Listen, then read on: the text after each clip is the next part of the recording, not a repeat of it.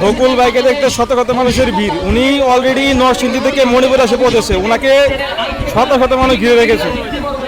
দীর্ঘ 6 ঘন্টা সাঁতার কেটে উনি মণিপুরে এসে পৌঁছেছে। কত কত মানুষের ভিড় দেখেন।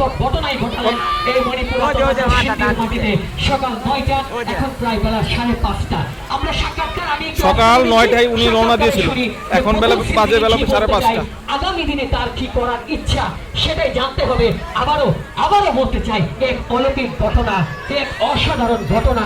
অনেক তারকা দেখেছি আমরা, কিন্তু আমাদের চারিপাশে যে বসবাস করছে এই সেই জ্বলন্ত মানব তার প্রশংসা না করলে নয়। আমার তার জন্য একটা স্লোগান হবে, হাততালি হবে যে মিডিয়ার সাথে তিনি এই পর্যায়ে প্রচুর পরিমাণ দর্শক তাকে ঘিরে ফেলেছেন।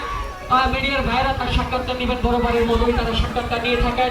আমি আসলে একেবারে সাধারণ একজন মানুষ, তবে প্রতিবার যেই কথা সেগুলো বলতে হয় ধারাভাষ্যের ভাষায়, এক অসাধারণ, এক অন্যরকম বোতল সিদ্দিকী সুপ্রিয় দর্শক শ্রোতা বাংলার ইতিহাসে, দর্শকদের ইতিহাসে আবারও প্রমাণ করলেন এই সেই জ্বলন্ত মানব, তার নাম হলো বোতল সিদ্দিকী। আসলে যারা কল্পনা মনে করেন, কল্পনাকে যিনি হার মানিয়েছেন তিনি হচ্ছেন এই সেই বোতল সিদ্দিকী।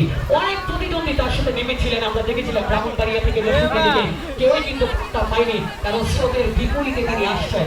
আসলে আমি আবারও বলছি, সত্যি অলৌকিক ঘটনা।